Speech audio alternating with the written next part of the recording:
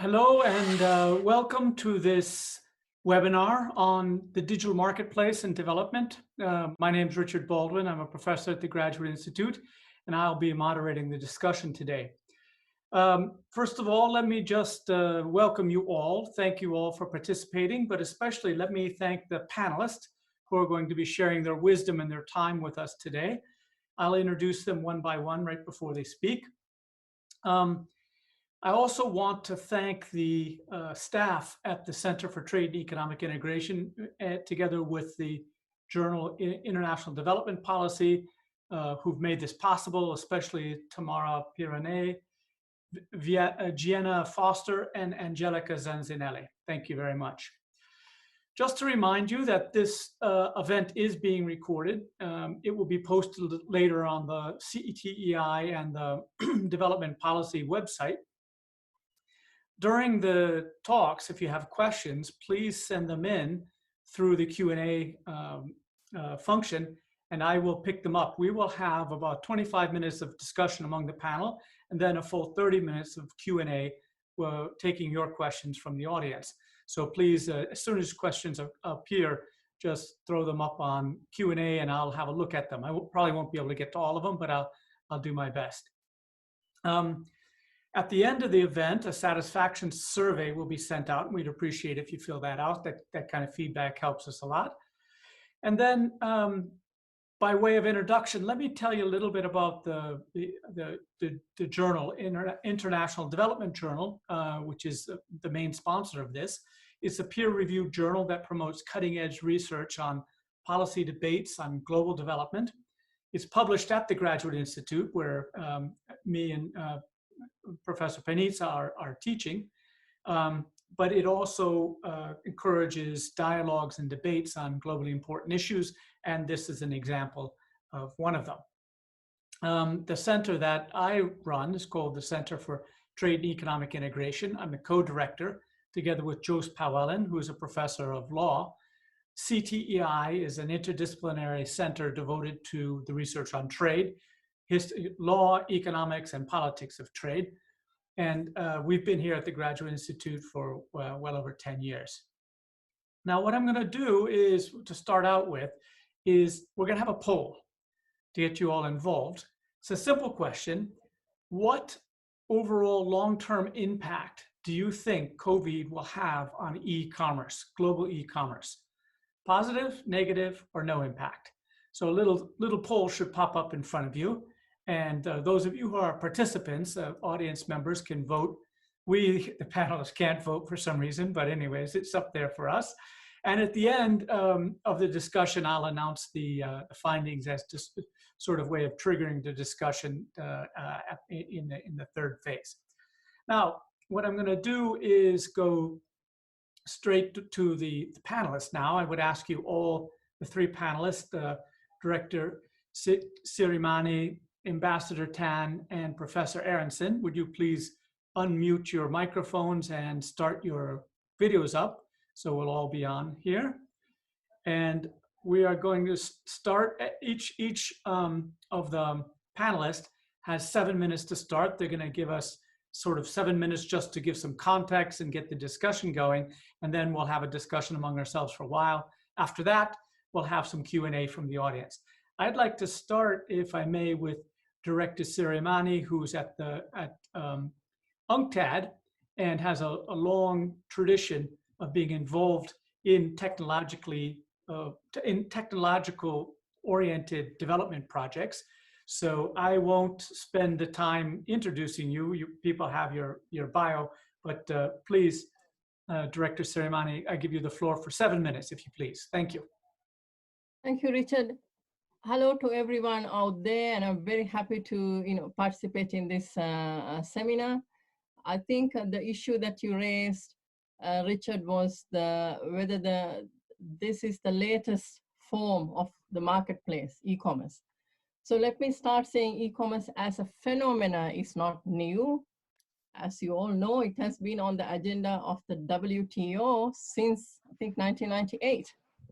What is new is rather it is growing importance and reach facilitated by improved connectivity, the rise of new applications, the platforms, services that make it much easier to do online e-commerce, online commerce today than in 1998.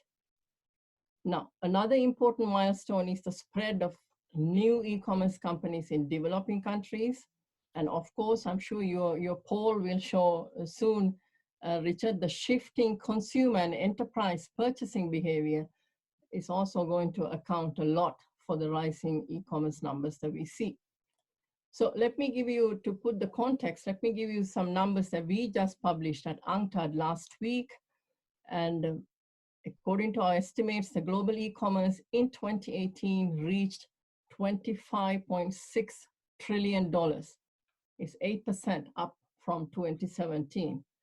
Mostly this is B2B e-commerce and domestic e-commerce, but B2C, meaning business to consumer, and cross-border e-commerce, these are growing very fast. What this shows is that the digital economy is creating new opportunities for trade and development. And it is helping smaller businesses and entrepreneurs in developing countries to connect with global markets much more easily and to hopefully drop the whole layer of the middlemen in between, connect directly the suppliers to the consumers. And it can be also leveraged to promote entrepreneurship, including for women, and especially because the internet does not discriminate because you are a woman, and to support productive activities, decent job creation, creativity, innovation. So there's a lot going on. And also don't forget, mobile and digital solutions are also contributing to more financial inclusion. Now, let me, as a typical analyst, let me now get to the downside. You see, the positive development gains are far from automatic. This I want to put on the table. And there are many challenges associated with digitalization.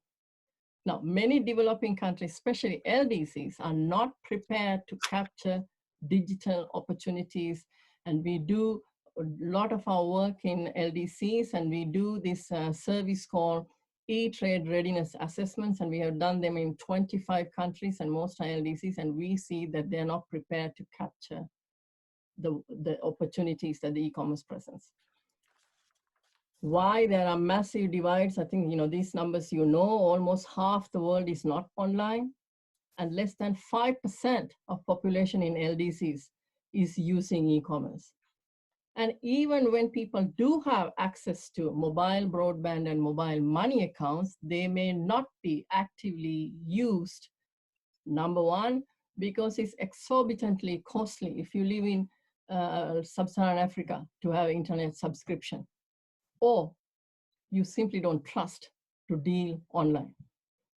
Now, let me get to this last, trust business. We also put some numbers out on the legal and regulatory frameworks last week, and we say less than half of least developed countries have relevant laws in place simply to protect online consumers and the data of internet users. Less than half LDCs. So then there are concerns over how data flows can be harnessed, while at the same time addressing concerns related to privacy and security. And this is a hotly debated issue right now with COVID-19 pandemic. I'm sure Susan will speak a lot about this data flows issue, so I will not go there, but this is another big elephant out there. So you see, there is a pretty big risk that digitalization will lead to increased polarization, market concentration, and widening income inequalities, as only a few well-positioned companies and individuals stand to gain from the digital economy as we speak now. Now, some of these stories we have been telling in one of UNCTAD's flagship publications, Digital Economy Report, and there we showed that the world's top 7 platform companies, this is Microsoft, followed by Apple, Amazon, Google, Facebook, Tencent, and Alibaba.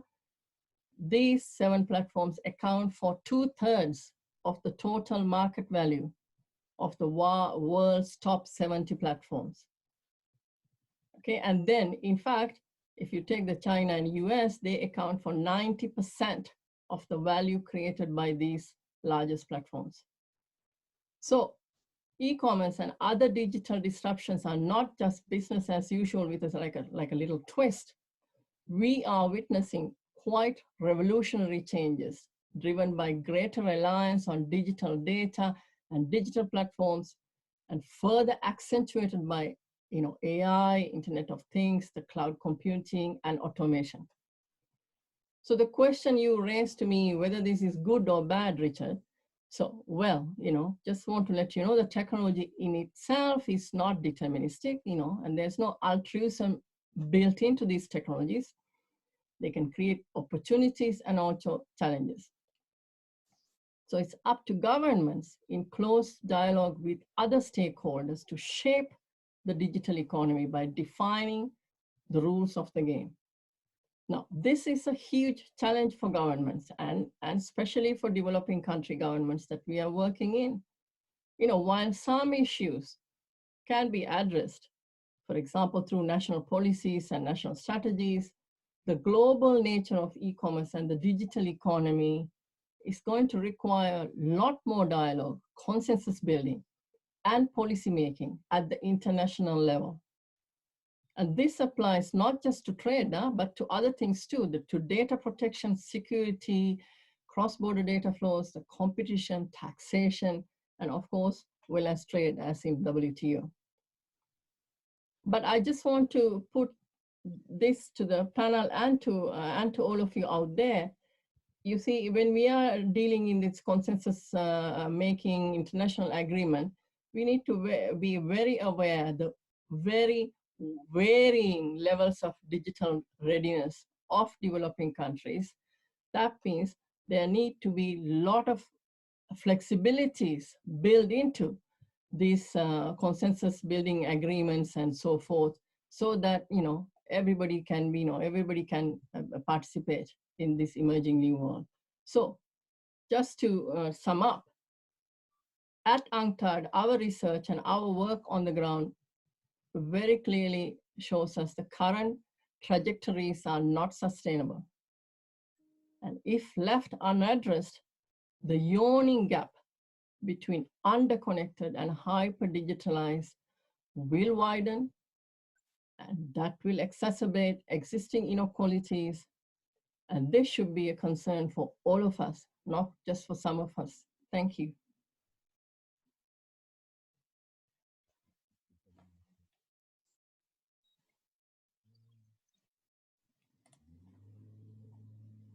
Thank you. I was on mute, so thank you for those insightful comments and comments and insights you gave us. UNCTAD's been at the frontier of this digital and development for a long time, and I very much appreciated the work that UNCTAD has been done. So, and I want to thank you for your leadership in that very much. Let me move on next to Ambassador Tan, who's the ambassador from Singapore to the WTO, permanent representative. The question we had prepared for you, we'd ask you to address was what risks and opportunities are associated with these new forms of e-commerce, especially in developing countries. But first, please unmute yourself and then give us your wisdom, please. Thank you. Thank you very much, Richard, for that introduction. A very good afternoon, ladies and gentlemen. Let me start by complimenting the organizers for organizing this timely webinar, and I'm very happy to have this opportunity to share some thoughts with you. The question that Richard has posed to me is what risks and opportunities are associated with these new forms of e-commerce, especially in developing countries. Let me respond by raising 3 questions of my own. 1, why is e-commerce important for developing countries? 2, why developing countries should embrace e-commerce? And 3, how can developing countries, or why developing countries should not fear e-commerce? Let me take each of these in turn. First question, why is e-commerce important for developing countries? Let me offer 3 reasons. The first and most obvious answer is that e-commerce is a reality. It is a fact of life that developing countries cannot ignore. The value of worldwide e-commerce transactions, according to Untitled, totaled $29 trillion in 2019 and is projected to grow rapidly in the coming years. In fact, if we look at retail sales, the growth in developing countries has been nothing short of spectacular, with estimates ranging from 25% in Asia Pacific to 21.3% in both the Middle East and Africa, as well as Latin America.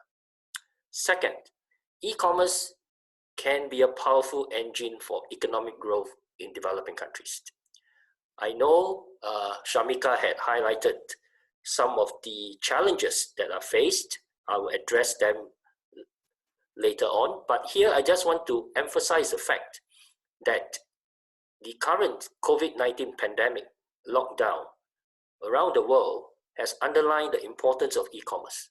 In fact, a Brookings Institute article on leveraging e-commerce in the fight against COVID-19, just published last week, noted that e-commerce is emerging as a key pillar in the global fight against COVID-19. From online education to grocery to telemedicine, e-commerce allows us to work, study, shop, and maintain social interaction like what we are doing now, while keeping safe distancing and staying safe. Third, e-commerce will continue to be transformative. It is impossible to resist the digital revolution as technology becomes an increasingly ubiquitous element of our daily lives. Looking ahead, the digital revolution will not be confined to expansion in the volume and value of e-commerce. In fact, the digital revolution will transform every aspect of our lives. New technologies such as big data, artificial intelligence, and the Internet of Things will change the way we work, we live, and play. Hence, my argument is that it is imperative that developing countries must be prepared. Moving on to the second question, why developing countries should not fear e-commerce. First, emerging markets will likely see the most pronounced growth trajectory. India, China, and Brazil, for instance, are home to increasingly digitally savvy populations who will spur demand for e-commerce. By 2022, there will be around 3 billion internet users in these regions, and the estimated value of digitally influenced spending in emerging markets will approach $4 trillion by 2022. Second, many developing countries are ready and are already experiencing the positive impact of e-commerce. Let me share with you an example from my neighborhood. In ASEAN, there are 14 unicorns, with Indonesia, which is one of the world's largest developing country, being host to 5 of them, including Gojek, Tokopedia, Traveloka, Bukalapak, and Bigotech. Singapore has 7, Philippines and Vietnam have 1 each. During the recent Wuhan lockdown, JD.com and other digital retailers shipped smart vehicles to the Wuhan border and remotely operated them from Beijing, which is about 1,200 kilometers away. And they used them to deliver essential household goods to communities in Wuhan. In Africa, e-commerce company Jumia, which is headquartered in Lagos, collaborated with health ministries in the region to use its mobile platforms to share COVID-19 related public service messages. If I may use surfing as an analogy, many developing countries are already riding the e-commerce wave. As they ride the next crest, developing countries must establish an enabling regulatory environment so that businesses can further unlock the potential of e-commerce. This brings me to my third and final question, which is how can developing countries embrace e-commerce? Let me suggest 2 things. The first step that developing countries must take, and this goes back to the question posed by Richard, is to have a mindset change. Instead of focusing on the risk associated with embracing e-commerce, we should focus on the opportunities. Very often, developing countries have raised concerns that they lack the necessary infrastructure, that they do not even have the basic regulatory framework, and that they fear losing policy space. These are all valid concerns, but they should not prevent developing countries from seizing the opportunity and ride the e-commerce wave. Like Shakespeare famously said, time and tide await no man. The second step will be for developing countries to participate actively in the ongoing JSI on e-commerce negotiations at the WTO.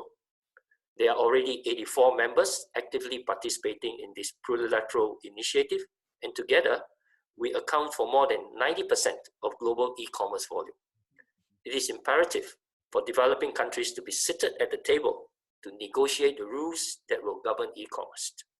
We need to recognize that regulatory clarity is fundamental to consumer and investor confidence. This is particularly important in a post-COVID-19 world where the confidence of consumers, businesses, and travelers must be restored. Although developing countries have argued that they are not ready to negotiate digital rules, I would suggest that there has never been a better time for 3 reasons. 1, the establishment of rules in the digital space will benefit both developed and developing countries alike. To ensure that the digital space will flourish, there must be a basic level of assurance that governments can provide to businesses at the local and international levels. 2, the negotiation of digital rules offers some flexibilities to accommodate the unknown. The digital space is boundless, and there will inevitably be areas which are still evolving, like data flows and localization. But the key is really to utilize the information that we have on hand to establish broad principles that can facilitate digital activities. In the JSI negotiations, we are agreeing to high-level principles with some exceptions that may be required. And third, and finally, the perceived risks are not insurmountable. So let me end with the following quotation from Facebook founder, Mark Zuckerberg, and I quote, "The biggest risk is not taking any risk. In a world that is changing really quickly, the only strategy that is guaranteed to fail is not taking risks." Thank you.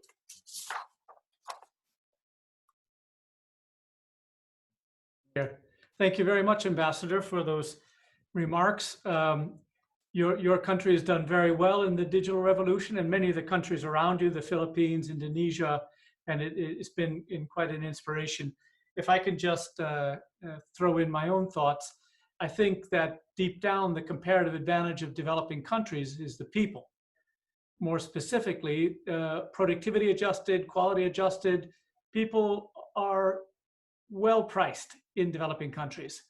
And e-commerce and other, in particular, telemigration allows developing countries to export their comparative advantage directly without having to build a good first and then export the good.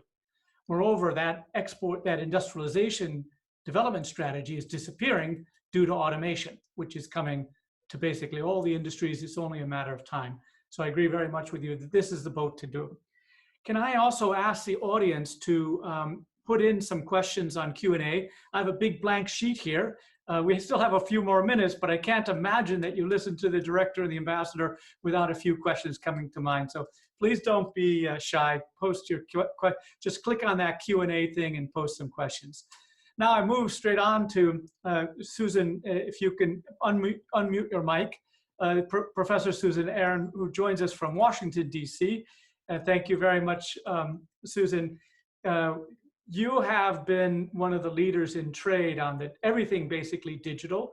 You're writing a great deal. You're leading a center that's starting to raise awareness among the profession, especially. And so we're very pleased to have you here to share your wisdom with us. Please, Professor, 7 minutes, if you will. Thank you, and hi, everybody, and thank you so much for organizing this event. It's particularly ironic that I come from the United States at the very time that the United States seems to be undermining the WTO. It's also pushing for trade rules to govern the data-driven economy. But I do think we need to stress that there seems to be two negotiations going on. A negotiation about e-commerce, right, which many developing countries have tons of expertise on and can easily move into and have already moved into. It's not a problem. But I would argue that the data-driven economy is a quite different thing. And two firms in two countries monopolize both data-driven services and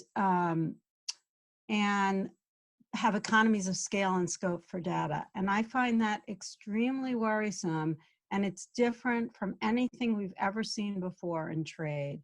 Moreover, I'd argue that data is different from everything else we've traded for a lot of reasons which you're probably familiar with. But if you'll bear with me, I'd like to stress them.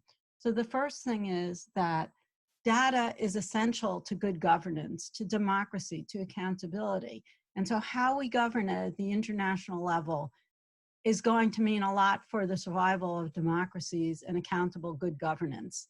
And that was clear to the founders of the GATT, I would say, when they established principles and rules related to transparency and a feedback loop for trade. But I do think it's not explicit in the talks, and it needs to be. Secondly, data may not be associated with a transaction, right? With AI, with lots of apps, there's no money exchanged. And so we need to be very clear, is this data flow really traded? And if so, how do you treat it? Is it an import or is it an export? That is not clear. Is it a good? Is it a service? Is it both? It can be both simultaneously. So the complexities of this for rulemaking are significant.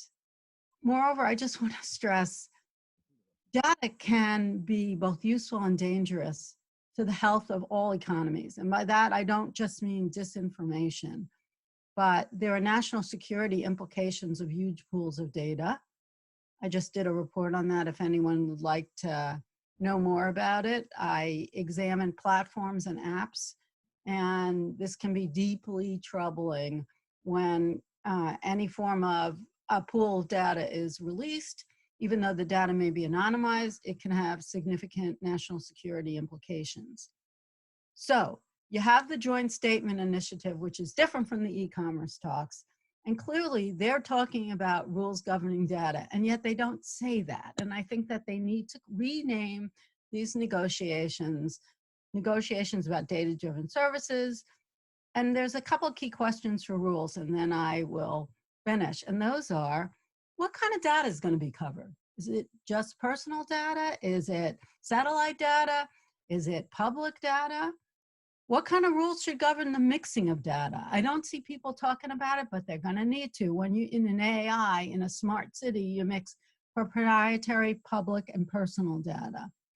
What, should you set very clear, explicit rules, or should you have broad exceptions? As example, for malware, disinformation, cybersecurity. We've already had clashes between the United States and China on those issues. Rules regarding 3D printing and AI, which totally alter comparative advantage. Yes, it is true that the data-driven economy allows you to export workers without them moving to another country. But if 3D printing can be made, if the printers can be made more cheaply and the products can be made more cheaply, that is going to totally alter trade as we know it. Okay, and then it's really interesting when you read the public documents coming out of the e-commerce talks, what you see is a real divide on the customs moratorium. And clearly India and South Africa are not participating in the talks, but they're trying to influence it. And they argue that states need customs duty and infant industry protection to build the data-driven economy. And they can only get that revenue through customs duty. So that's something that, you know, we are going to all need to talk about. It needs to be made explicit. And finally, these negotiations are closed. They're not open to internet users. and we don't know what they're talking about. We only know broad themes. And it is, if data is truly something different, the strategy for negotiating data needs to be different too. It needs to be more transparent and accountable and involve the public more. And if someone would like to know how on that, I'd be pleased to talk about that later. So thanks so much for having me. Thank you very much, Susan. That was as insightful and incisive as usual. I appreciate very much the comments on data, and to round it out, it's not just digital commerce, may not even be commerce, it may not even be trade, it's unclear, but it's something that's coming in and big. So thank you also very much for sticking to the time so well. So we have done an excellent job of sticking to the time. And what I'd like to do now is spend about 25 minutes in kind of a panel discussion. And what I wanted to do was start out with questions which are kind of topical and in the news right now. US and China. US, China, COVID, e-commerce. So the first things, US and China, you could probably talk for an hour each. US, China, and commerce, probably another half hour each. And COVID, well, the whole rest of our lives we'll be talking about this. But what I particularly like, each of you, I'll take you in reverse order of the panel presentations to react a little bit on how you think COVID, and in particular the rising tensions between China and the US, impact on this idea that digital trade and development are related. There's bringing up problems, but solutions and new models. So if I start with you, Susan, please. Your thoughts on? You know, I personally think that this is a red herring. And it is true that data is leading to a new economy, and that all firms must be proficient in using their own data and their competitors' data and their sector's data to make their goods cheaper, more attractive, more useful to their users. That said, and clearly AI and other data-driven services are changing warfare and changing national security. But the United States and China need to work together on data-driven technologies, because such technologies can be public goods. And they can be used to solve wicked problems such as COVID-19 or environmental damage. I meant to say global warming. So I am terrified of this. And I think that economists and political scientists and people who care about globalization need to really say that when you're talking about these technologies, because the internet is global, we have to find common solutions and work together, and we have to develop common technologies. Yes, we're all in a competition to create a COVID-19 vaccine, and we can use new technologies to try to find specific pharmaceuticals or strategies that may help to solve it. And the more we compete, that's a good thing. But we also need to collaborate. And so positing this as US versus China is extremely dangerous. At some time, we need to investigate what happened, and maybe, you know, however it happens, we need to prevent that in the future. It can happen anywhere. Maybe China needs to do a better job of regulating its labs and its markets. Yeah. Well, so let me just push a little bit in a very particular direction. So some people say that we're going away from the internet and going to the splinter net, where, and it seems completely reasonable that we'll end up with a Chinese system and an American system and potentially a European system with mutually incompatible payment systems, mutually incompatible data privacy laws, applications, et cetera. So what do you think about that? Moving away from COVID, the fight between US and China on COVID, the US tension, do you think, what are your views on how that's? Well, I've written on that with Patrick LeBlanc. We wrote, we wrote a paper on data realms. And clearly nations are competing for governance, right? But I do not believe what we're going to end up with. I mean, and clearly China is trying to push its version of standards. The competition is good. The fact that GDPR exists and GDPR has tons of problems there is no right to be forgotten in the real world. It shouldn't exist online. That said, it is a fabulous model to start from. The United States needs to learn from it. Hopefully we will. And so what I'm saying is it's competition in terms of governance and a competition in terms of data. But I do not believe that in the long run, we're going to end up, we do have versions of the splinter net, but I also think people understand that interoperability and trust are essential to cross-border data flows and to the internet as a whole. And that is what has sustained success. In the long run, we need to find international solutions. If the United States had better leadership, I think we would be striving for that. And whoever becomes president in the next 6 months, after the next 6 months, I think hopefully you will see a major change towards an internationalist approach. I'll shut up now so other people can talk. Thank you very much, Susan. Ambassador, if you unmute yourself, and I'm going to ask you the same question. I'll give it to you equally vague because I know as an ambassador from Singapore, perhaps it's not the most, well, you'll know how to talk your way around it because you're a diplomat. So I'll leave it. But the basic question Tell only the truth. So the basic question is, this whole thing about digital commerce and development is something that we've been following, not for too long, but known. But in some sense, a couple big things have changed in the world in just this year. For one is COVID, and I think one could make a case that that's pushing us towards understanding we're all in the same boat, and we really do need the internet to do this. And it's been a lifeboat in all sorts of countries with the home delivery and online stuff like that.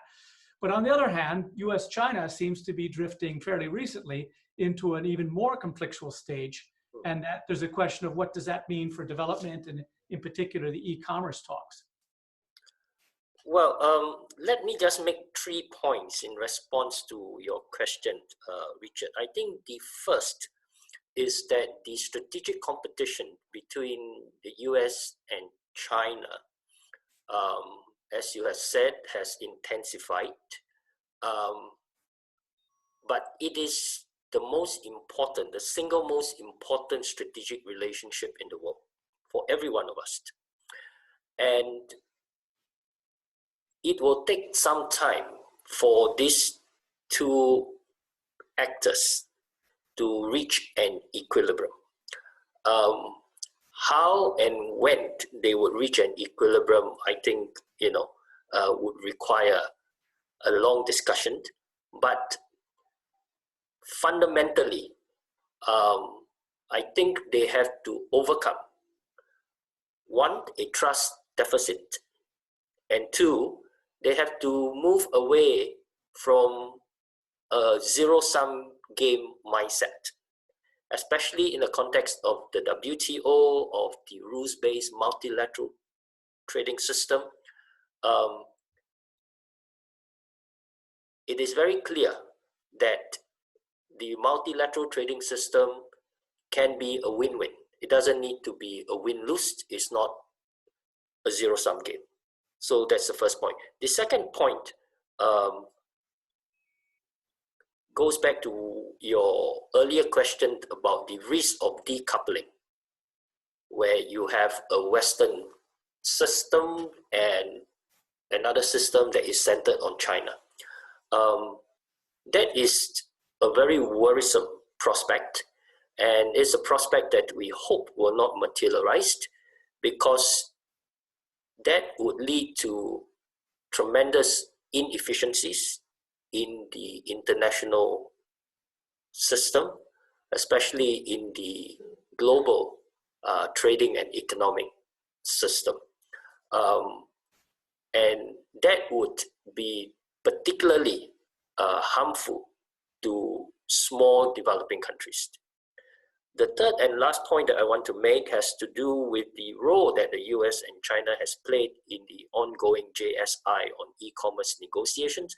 I'm happy to share with you that both the US and China have been actively engaged, very constructively, even though they have different approaches to the JSI on e-commerce. I must emphasize here that both of them, together with the other major players, have adopted a very constructive approach, and we are grateful for that, because that allows the negotiations to make slow but sure progress. Thank you. Thank you very much. Director Suleiman, Shamika, can you unmute your mic? Yes.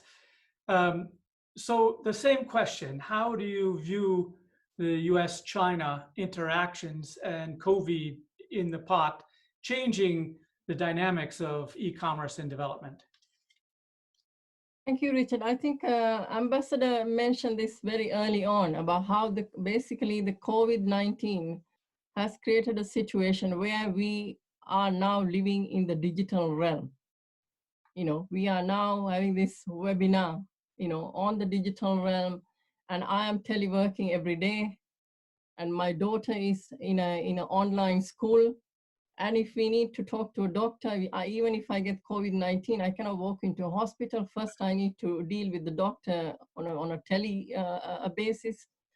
And I reach out to my friends, my family online. So basically, we live in the digital realm. So that's number one.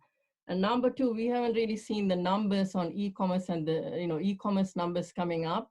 But I have seen some, in newspapers like the New York Times, looked at the demand for Microsoft Teams, Skype, Cisco, WebEx, Zoom, how they have surged, and the numbers using this sort of online collaboration climbed nearly 40% in a week last month. So these are just bits and pieces of numbers coming our way. And we've seen the Alibaba sales gone up the roof. So, and Amazon is doing extremely well, hiring people, delivering goods. So e-commerce is here to stay. And we have seen how important the digital realm is to us, for us to live. And then I just want to bring to you attention to the predicament of developing countries, as I mentioned. If I'm living in Malawi or Mali now, my daughter is on online schooling right now. The children are not doing online school. The schools are closed and many countries are on lockdown, and there's nothing, that is it. Because there's no connectivity. Even if there is connectivity, it's extremely expensive to use internet. And even if you have connectivity and you don't have trust, you don't have skills, you don't have a regulatory system. I will not be able to do my banking online because I'll be very scared to put my bank account number, my ID numbers, and all that sort of stuff. So there is an enormous amount of unfinished business when it comes to developing countries, especially LDCs. And I fully agree with all of you that the e-commerce brings enormous potential. I think, Richard, you have written a book on this, the whole unbundling of services, the things that we used to get, the producers and consumers were so close by, and you don't need these things. Through platforms, many of the services can be unbundled. So the opportunities for developing countries, not just selling coffee or tea to the end user, but also being engaged in this vibrant service economy is huge. And there are opportunities for young people that are able to, be on this the working relations with especially with regard to services. But then, of course, the downside of all that is that the regulatory and frameworks are not there. And if I'm a platform worker, I am basically casual worker. I can be fired tomorrow. I have no social protection. I have no protection online. So there are many different things that we need to address so that the developing countries can gain from this emerging new world, because the opportunities are huge. But how are they ready to take these opportunities offered by the e-commerce and the digital economy? No, because we have done these studies, e-trade readiness assessments in 25 countries, and most of them are LDCs. And we see enormous amount of difficulties just to set up your e-commerce, enormous amount of difficulties, not just the connectivity, regulatory frameworks, the skills, the payment systems, logistics. So, they are all big barriers for developing countries to benefit. So the benefits are, the potential is enormous, but we are not there. Thank you very much. Let me just throw in my 2 bits here. I know that right now it seems like China and the US are sort of enemies in fighting, and COVID has been part of it over medical equipment and whatnot. But I'm an optimist, and I think that at the end of this, it'll be turned around just the other way. I think there will be several, this has already happened in countries like Singapore, there will be several waves which will shut down countries' manufacturing sector in order.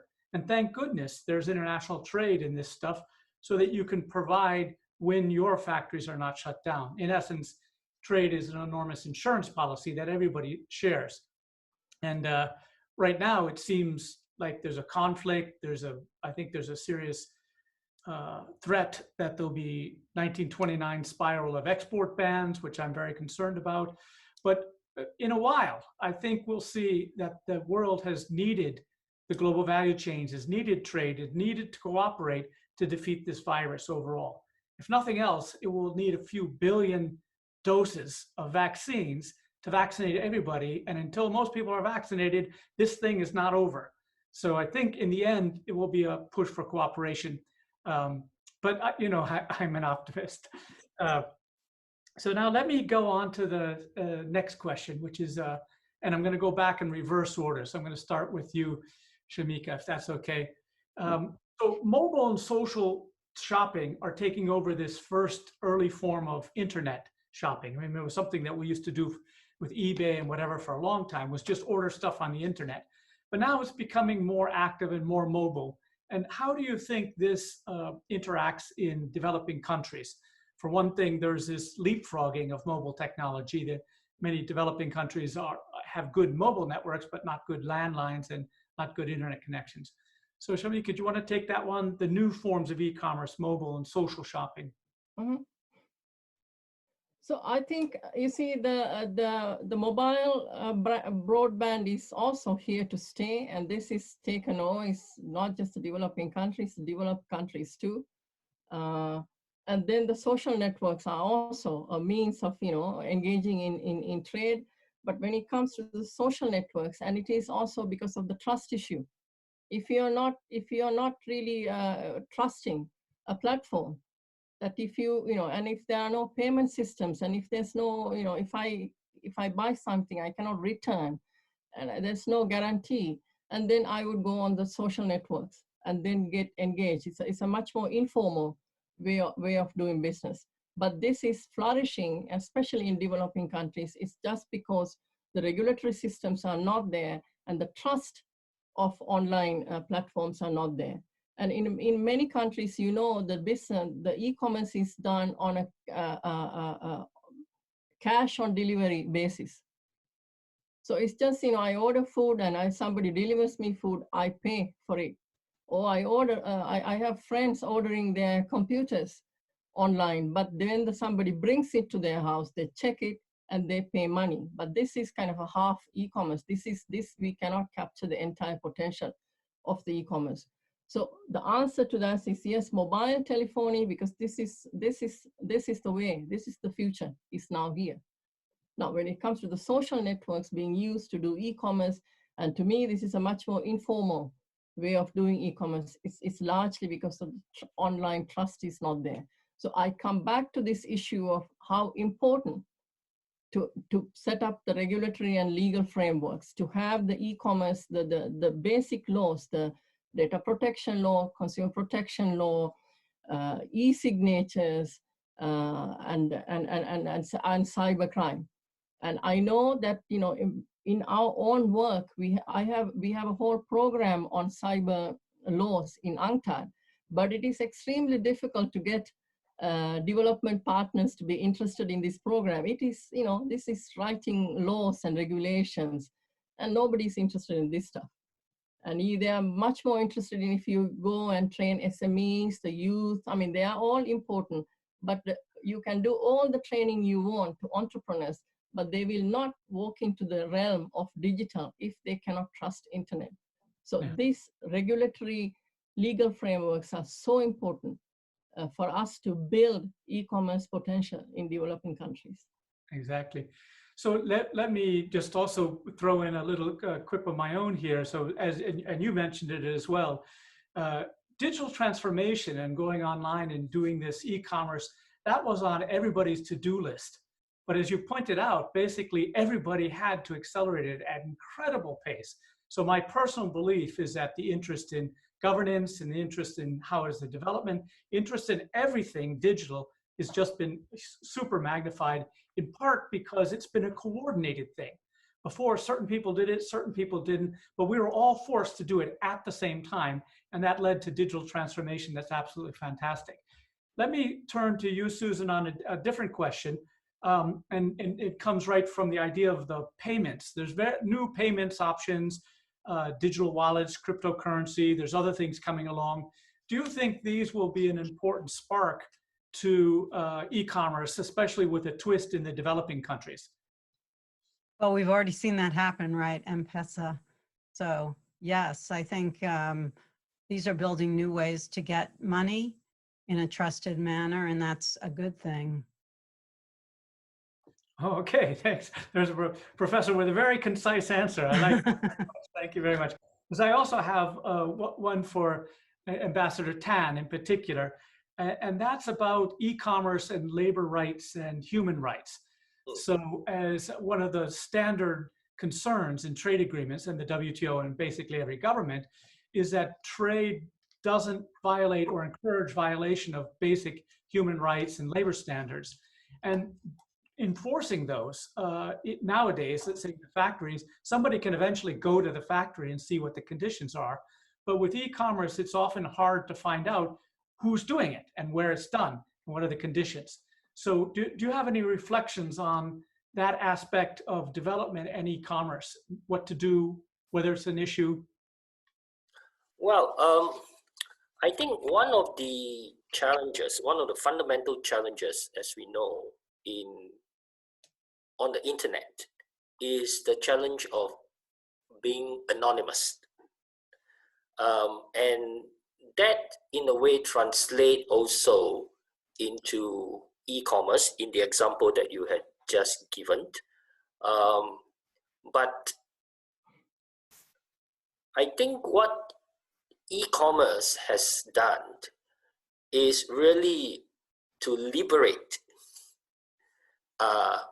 or it has been liberating for labor and human rights.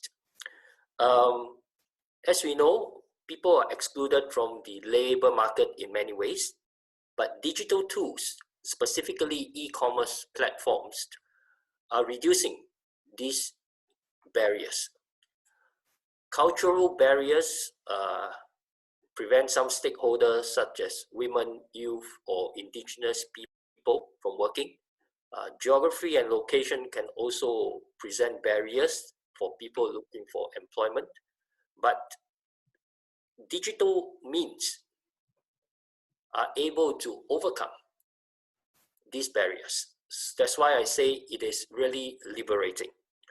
The rise of e-commerce platforms is also creating a new group of micro entrepreneurs who can access global markets in an unprecedented way.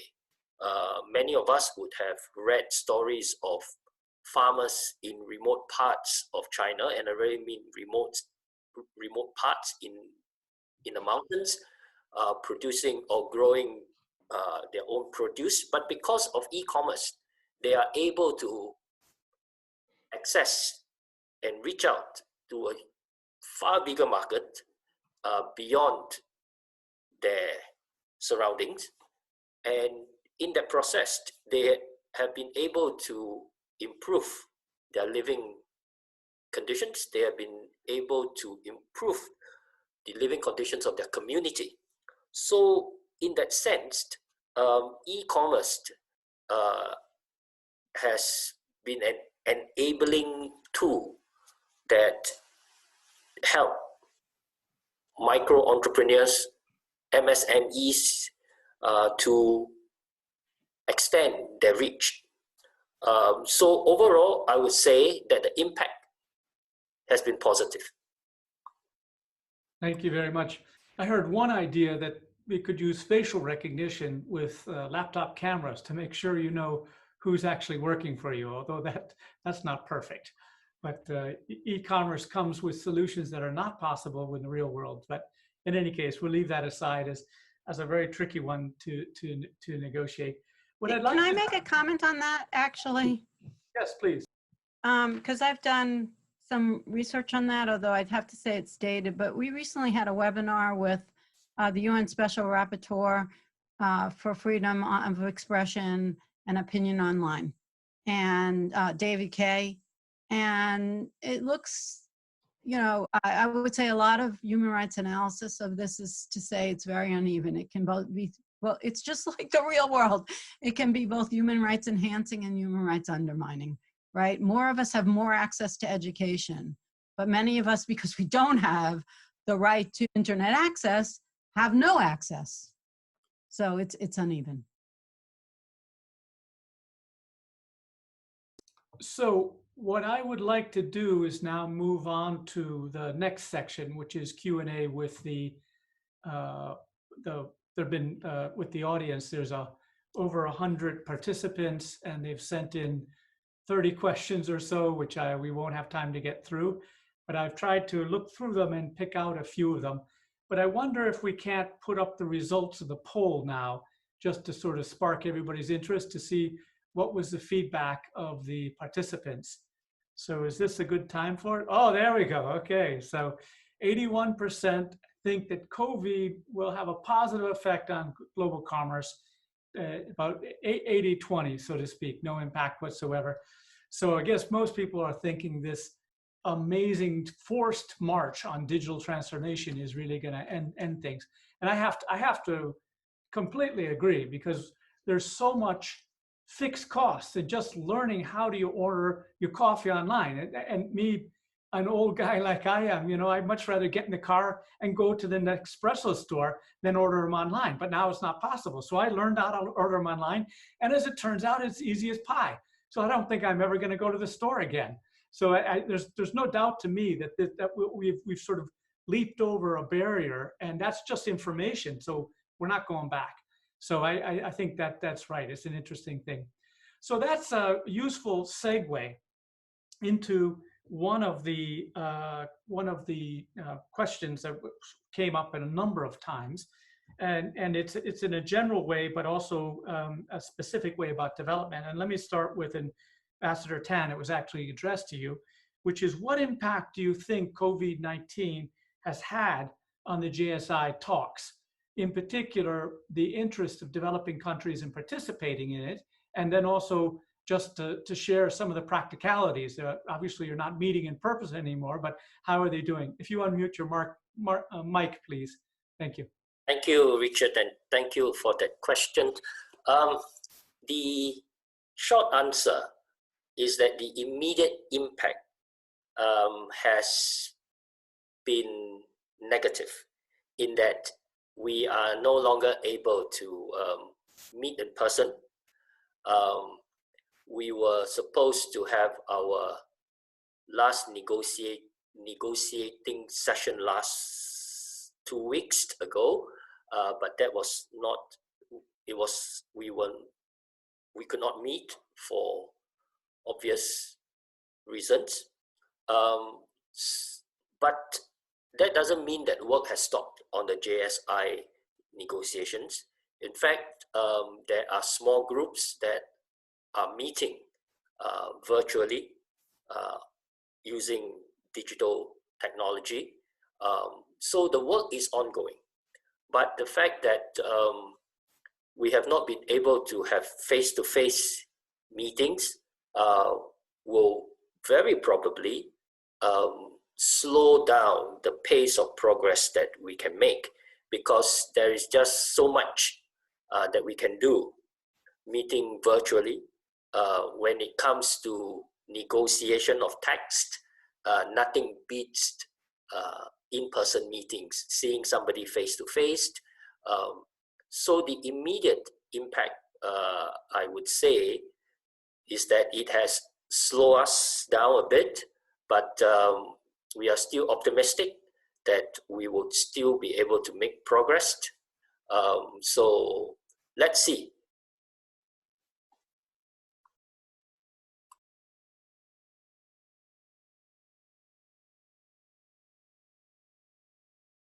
Your microphone, Richard. Okay, sorry about that. I don't usually mute myself. It's usually other people who mute me. But no, the question was quite specifically, do you see a change in the interest of developing countries that now they realize that they're there? Are there actually people more interested in observing and joining and participating? I think it's still too early to say. COVID hit us, what, maybe 10 weeks ago. And since the lockdown, we have not been able to meet in person. So it's hard for me to say definitively now whether this would arouse greater interest from developing countries. I hope it will, because as we have all discussed and as we have all seen, COVID-19 has underlined the importance of e-commerce. It has underlined the importance of digital communication. So hopefully we will see more developing countries coming on board. As it is, we are well represented. We have both developing countries and LDCs. So it really underscores the fact that the majority of WTO members understand, realize, and are prepared to participate in the JSI on e-commerce. Thank you. Thank you very much. So the next question I'm going to direct to Susan Aronson. The e-commerce talks are in some sense falling behind the reality, the explosive growth and explosive development of digital things. To what extent is the JSI talk, this is a provocative question, and I'm cobbling it together from a number of ones. To what extent is the JSI sort of falling behind the curve, very much like other talks have, they just took so long that the reality that what the talk was based on is no longer there. Susan, do you think of that as an issue, that the technical realities and the standards will all be set by the big players just because that's what's going to happen, and that the talks won't really matter? What do you think about that?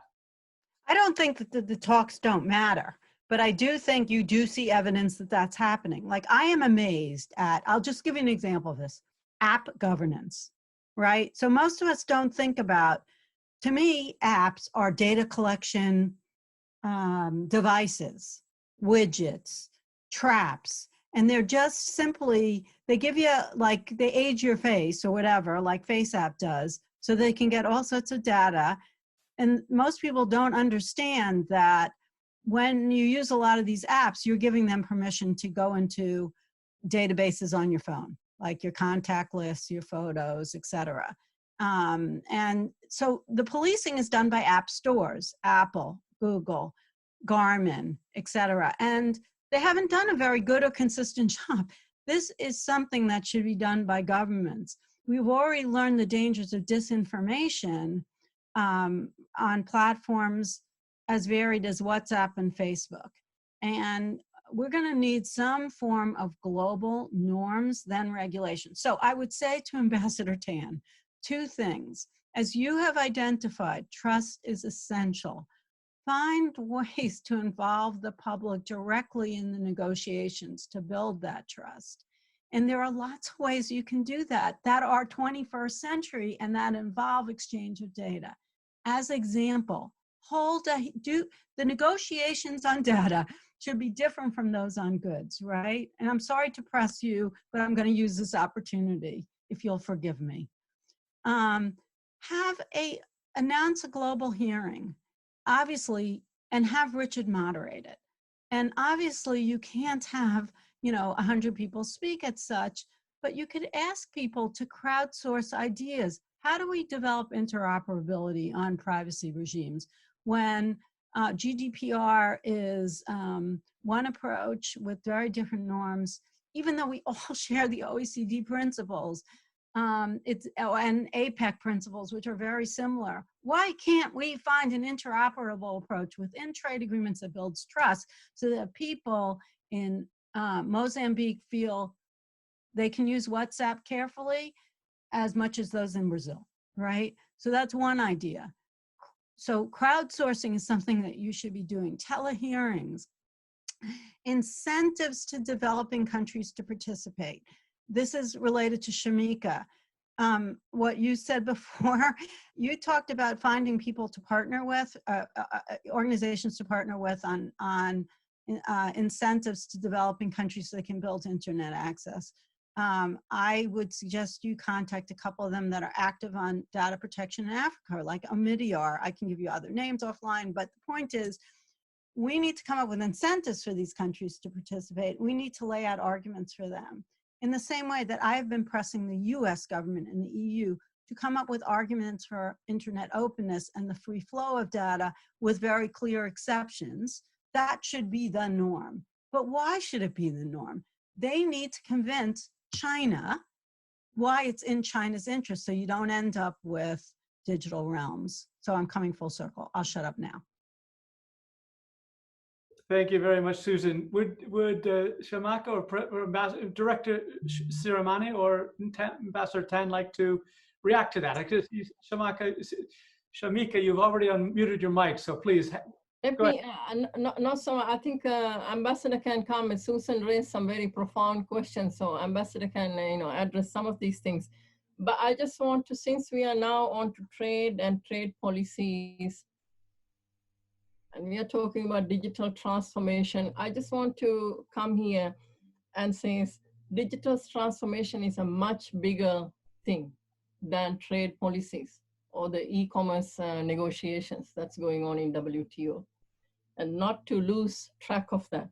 I think, for example, the OECD has this Going Digital project, and it looks at 14 policy areas, and trade policy is just one. And similarly, when we do e-trade readiness assessments in countries, we look at 7 policy areas. And these are about national strategies, e-commerce strategies. We look at the connectivity, look at the logistics, we look at regulatory environment, we look at payment systems, the skills, the financing. You see, the trade policy is not just only thing that is going to give us digital transformation. So, I mean, all good and all good and well for JSI negotiations, but that's, I just want to put to you, we need to look at the development dimension of digital e-commerce and the digital economy. And these negotiations are going to be just only one part of it. So just want to put that to you. Absolutely. I think that's really important point that we in Geneva, we often tend to focus a bit too much on trade stuff, especially me. I've spent my whole life in trade. So I have a trade hammer in my hand. And so every problem looks like a trade nail to me. But it is absolutely critical that it's a development problem, and development problems are, the external parts of development problems are really, in some sense, not the hardest ones and the most difficult ones, and certainly not the most expensive ones. So I very much want to highlight that. I think Susan had some ideas, and hopefully this is great that we're getting exchange among the panelists. So hopefully you can take this offline and exchange some ideas. Ambassador, what do you think about these ideas? I know that the WTO is a rather traditional organization. I've been watching it in Geneva for 30 years now, and I've seen it go from the GATT to the WTO. I saw the Doha round get started. I saw the Doha round die. I saw the appellate body die. We're sort of a flexible organization, but what do you think about this idea of being more kind of open and web oriented and 21st century stuff? Well, let me just make 3 points. The first is in response to your question of whether the JSI on e-commerce negotiations is behind the curve. The frank answer is yes, it is playing catch up, which is why there is a certain urgency for us to complete the negotiations in a timely fashion. My personal view, and I must emphasize this, my personal view, is that if these negotiations drag on for too long, then it will be overtaken by events and it may become totally meaningless. The second point that I want to respond to is about the issue of data, which Susan had raised. You know, data issues, data governance, data flow, data localization, these are highly complex issues, one. Two, you are the expert, you know that these are issues that are novel, they are new, and there is still a lack of clarity on how we can create a global system of governance.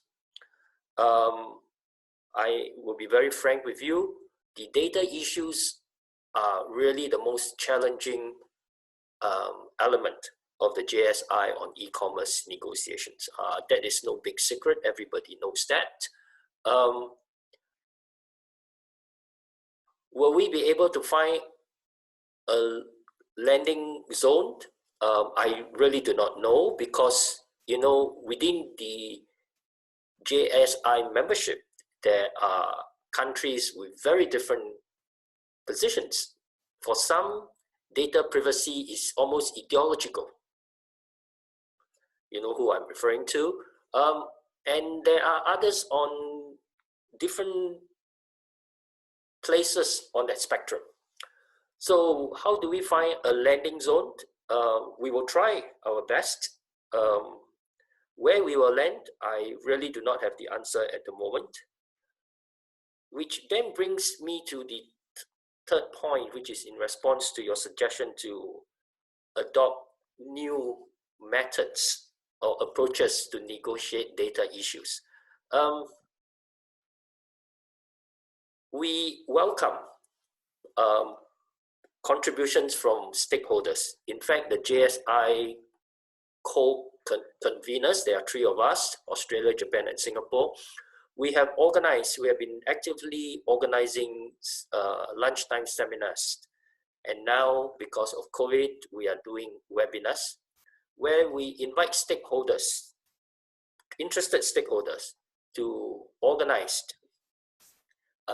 seminars or webinars, not only to socialize and educate members, but also to contribute their inputs. So there is a conduit, there is a platform where stakeholders can do so. But as you know, the WTO is comprised of member states. And if you can persuade your government to allow more public participation, I think that would be the first step. Can I respond to this? I am persona non grata with Trump administration trade policy makers. That said, because I am Miss Anti-Protection, I believe in global governance. But that said, on data, I do feel heard. And I truly believe that they would not be opposed to a broader discussion of data and a different approach to governing data, because they are failing and they get it.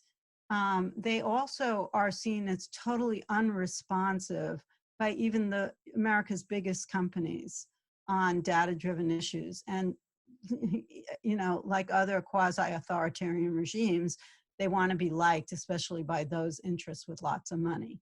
So this is not what this webinar is about. We should take this offline, but I actually think that the more interaction that you have, if you can build governance constituents for this, they will see how much that is in their interest. And they're very pragmatic in that regard. So end of that. But I do think that the negotiations will get nowhere if they're not built on trust. And you can't do this in the same old way of doing it.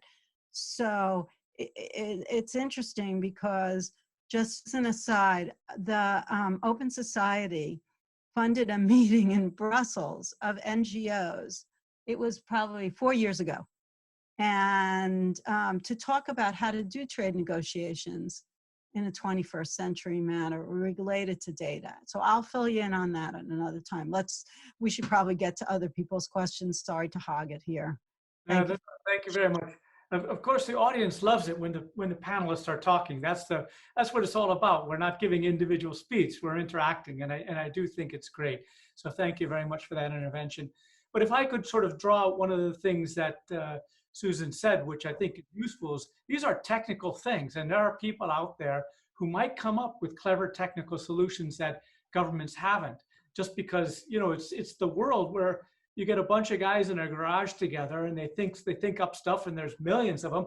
Some of them they work, some of them they don't. But so it might be kind of more open brainstorming. But maybe it comes in through somebody like the Chamber of Commerce or something like that. Anyways, next question.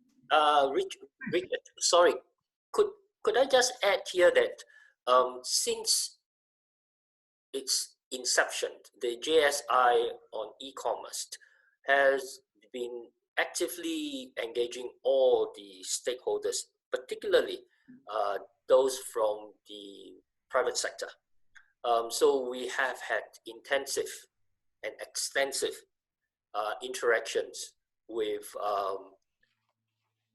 the whole range of stakeholders, from those involved in e-payment like Visa, MasterCard, to those who are involved in the supply chain like FedEx. But the internet is built on engineers and netizens, and those are the people who are not being heard, Right. among others. It's not just Google, Facebook, small e-commerce companies, and MasterCard. It is Joe's Diner, and in Indonesia, the takeout restaurant on the corner. You get my point. Yeah. I'm only saying that this vision of transparency that you have put forward is the same old vision. Oh. And it doesn't fit with the internet, which is built on cooperation among crazy, dialogue for 3 minutes. And I don't know if you've ever been to the Internet Governance Forum, but that is how the internet is governed. And this is governing the internet. This is where Shamika and I disagree. I think ultimately global rules are going to be written in the trade agreement that are going to affect national rules, whether that's regulations related to disinformation or cybersecurity or whatever. So we all have to pay attention, and it has to be credible and trusted. Thank you very much for that. So yes, please go ahead. Okay, let me, thank you, Richard. Something that Ambassador mentioned, that how technical these negotiations are, which is very true. This is about data flows, data privacy, data security, cyber laws. You simply need to, as a negotiator, you need to understand the back end of how internet functions for you to be negotiating. So then to connect this into Susan's point, that the negotiations will go nowhere without trust. I think part of that trust is building awareness and capacity of the negotiators of these technical issues on the table. So here, Ambassador, I would like to offer the services of UNCTAD and places like Graduate Institute, Susan, because we are neutral parties.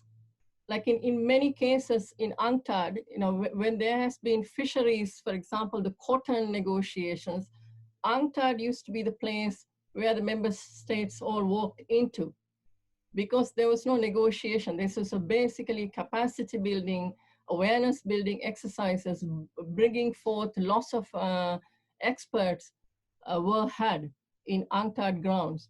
So please, as you go forward, this whole issues of very technical issues, that you need to build trust for you to go forward. And if people don't understand these complicated issues, there's not going to be any trust in this negotiation. So use these platforms like ourselves away from negotiation tables to build the awareness, and we are ready. And this is exactly what UNCTAD has been doing for many, many years. We are doing some form of that now through our intergovernmental expert meetings, but we need to do a lot more, but with all of you together. Thank you. Thank you. Please, Ambassador. Thank you, Shamika, for making that offer. But I just want to circle back to what Susan said about, the importance of engaging everybody who is using the internet. Yes, the internet is this huge, anonymous, in fact, amorphous animal. So I would like to hear from Susan how she can practically tap all those views. I mean, listening to 1,000 views, 10,000 views, 100,000 views is one thing. How do you crystallize them? How do you translate them into policy? Does it mean that hearing 1,000 views is better than hearing 1,000 views? So let's be realistic. I would like to hear from Susan how you intend to translate that, if it is indeed possible. Please go ahead, unmute your mic, please. I agree with you that it is, okay, I'm not sure how familiar you are with internet governance. And to me, it's often pre-cooked. So for example, I don't know if you went to Net Mundial in 2014 in Brazil, but after it was revealed that the United States has... Oops, we lost you there, Susan. Well, Rosoff's communications, it was clear that we needed a different approach to internet governance. So Brazil and Germany oops, I think we lost connection to Susan. I don't know. Oh, she's coming back online. Here you go. Sorry, that was truly bizarre. That's never happened. Please forgive me. They sponsored this meeting called Net Mundial. And the idea We're talking about internet governance. This is what happens to you. Anyway, they brought together people from all around the world to rethink internet governance. And the idea is that everybody has a chance to dialogue and come up with shared solutions, which is not always the best solutions, but it's almost always like governance. It's a work in progress. So that doesn't help you specifically. At some point, you and I can debate this, but I would begin with crowdsourcing, and I would not just rely on trade networks, but rather people who are working on data. So use the G20 process, for example, and interact with the think tanks, interact with civil society groups, which are way too very involved in internet governance and not enough involved in trade governance of cross-border data flows. I have a ton of suggestions for you. I even have a PowerPoint that I could send to you, which is out of date. But in any case, if we could talk further, and if I could be of help to you or anyone else, there are ways to do this that are more, that involve more people, that maybe governments in the short run will be leery of, but in the long run, it will be good for them. Okay. And trade policy is built on that feedback loop. Let me thank you very much. I think that was a great exchange. We may have actually made some progress in the world. Let me ask, I have two really interesting questions, and I'm going to throw them both up and let everybody have 1 minute. So one is about, what about e-commerce and climate change or the environment? Are these friends or foes? Or what are your comments on that? And the second is a more technical one on the moratorium on tariffs on e-transmissions and what it means for developing countries who may need those kinds of revenues, especially as virtual trade goes down, real trade goes down and virtual trade goes up. Is the moratorium on transmissions really viable? So let me start with Ambassador Tan, and then we'll go down to Shamika. I'm terrible with names, and then Susan, please, Ambassador. Thank you, Edwin. I will just respond very quickly to the question on the moratorium on custom duties on electronic transmissions. I think unfortunately, a lot of the debate has been misled. There is, in a way, a red herring. Somebody used that expression earlier. And the red herring is that the moratorium is depriving developing countries of much needed revenue.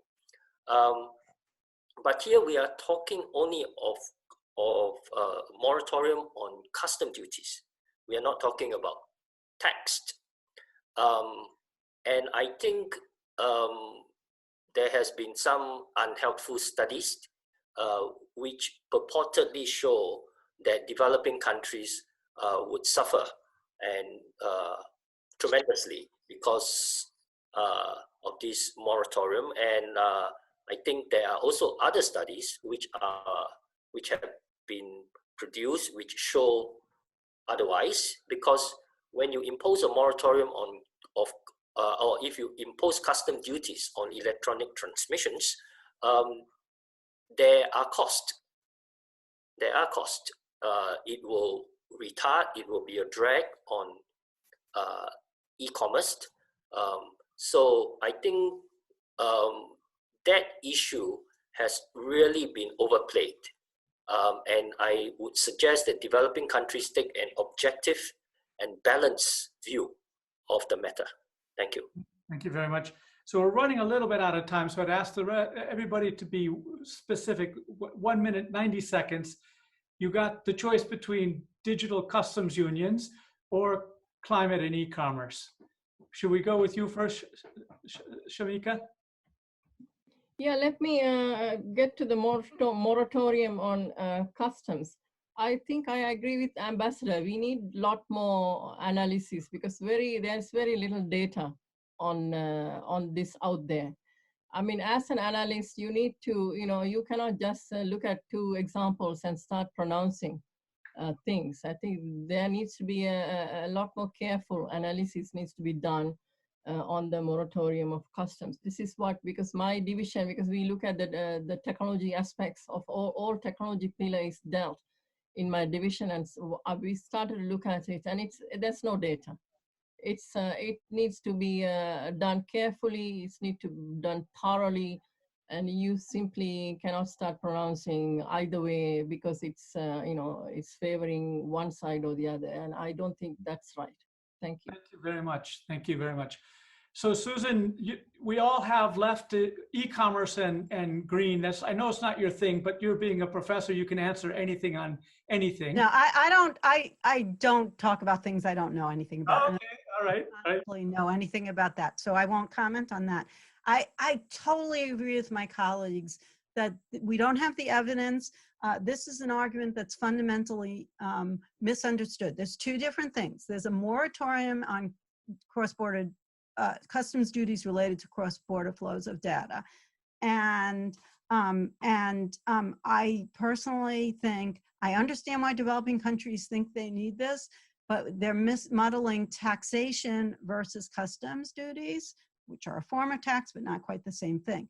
That said, we are borrowing against our children's future to save our economies now. Very important, we should do that. But we will need to fairly tax companies, especially global behemoths, that have moved their IP and operations to tax havens. And I'm calling on Apple, Google, Facebook, et cetera, in that regard. I also tend to believe that a Tobin tax or some form of it is a good way for the world to raise revenue to fund research into complex global problems, whether they are global warming, coming full circle, or vaccine. And so hopefully we can find ways to raise money for capacity building in developing countries to foster data-driven services or et cetera. Thank you very much. Now, the only thing I get paid for as a moderator here is finishing on time. And we're about 2 minutes out, and Hugo Panizza, who's the director of the center who really sponsored this whole thing, is going to close in a couple minutes. Professor Panizza, please, the floor is yours. Thank you, Professor Baldwin. Thanks, Richard. So maybe one comment and then just I would just thank everybody. So one of my hats at the Graduate Institute is to be director of another center, of the International Center for Monetary and Banking Studies. And there we commissioned reports. And last year we commissioned a report on the future of banking. It was written by Thomas Philippon, Tara Rice, Nicolas Veron, and Catherine Petraglia. And at the end, all the discussion was about data. And now we talk about e-commerce, and like all the discussion is about data. So I guess that seems to be the center of everything of what's going to happen in the future. So just want to put it that way. So let me just thank you, Richard, and thanks the panelists. We had a chat about this seminar with Richard pre-COVID-19, and the idea was to have 2 nice sessions in Geneva, one about the appellate body and one about e-commerce, and then go for dinner together. We did the 2 sessions, we did them online, and we're not going to have dinner together. But I think it worked well. So it worked, the cooperation between the journal, development policy, international development policy, and your center worked very well with both you, Richard, and your co-director, Joost, when we talked about the appellate body. So hopefully we'll do more of this. So thank you, Richard. Thanks to all the panelists. And we are recording this and will be posted online.